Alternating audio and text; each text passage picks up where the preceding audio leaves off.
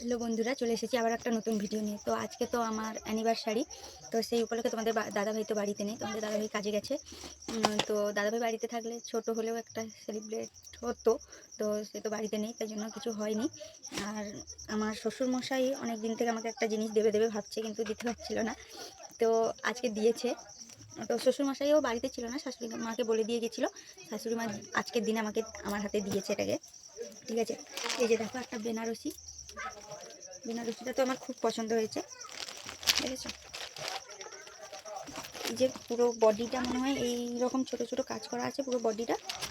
আর আঁচলটা, এই যে আঁচলটা হচ্ছে যে সবুজ রং করা আছে, কীভাবে দেখাবো তোমাদেরকে বুঝতে পারছি না, ভাঁজটা খুলে যাবে, দেখেছো? আচ্ছা, তো এই বেনারসিটা দিয়েছে দিয়েছে আমার শ্বশুরমশাই, দিয়ে গেছে আমার শাশুড়ি মাকে, বলেছে যে আমাকে দিয়ে দিতে।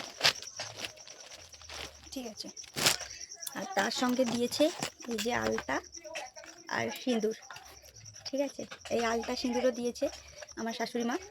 তো এই দুটো জিনিস, এই শাড়ি বা এই আলতা সিঁদুর আমার সবগুলো খুব পছন্দের, তো আমার খুব ভালো লেগেছে।